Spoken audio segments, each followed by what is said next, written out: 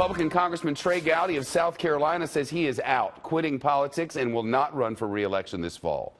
Trey Gowdy is chairman of the powerful House Oversight Committee. He's on the Intelligence Committee, one of the panels investigating Russia's election interference. He led the investigation into the attack on the U.S. outpost in Benghazi and Hillary Clinton's role.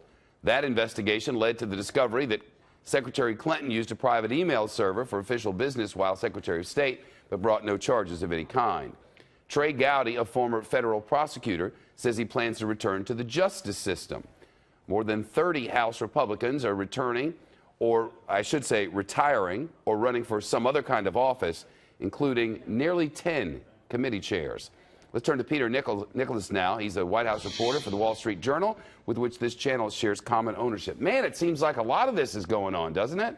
Yeah, there's something in the water, these rash of retirements from people who have pretty good positions in Congress. Give us the backstory. What's the real on this? Well, it looks like it's going to be a tough year. There are a lot of headwinds for Republicans. It's going to be a tough re-election season. Democrats hope to nationalize this election, make it a referendum on Donald Trump, whose approval ratings are at historic lows for our president in his first year. And it might not just seem as appetizing to remain in Congress at this point. What's the word on Gowdy? Where does he want to go? I keep reading about the Fourth Circuit. What are you hearing? Anything?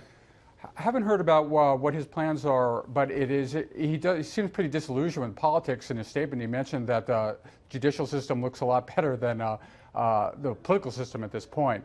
So I think it does say something about the polarization in Congress and the fact that it's just not that rewarding for some powerful incumbents, committee chairs. Well, think about, I mean, he was the face of the Benghazi investigation. He was on all day, every day. Yeah. So, and that was an important investigation. I mean, that was hung around Hillary Clinton's neck during the 2016 campaign. And they were able to show that Hillary Clinton was, the State Department was not taking security at that outpost in Benghazi all that seriously. So that was very important. Well, the cry work. was lock her up. They didn't get anywhere near that. No, they didn't. And some of the people who were crying lock her up, Michael Flynn, now has some problems of their own, too. So there's the irony.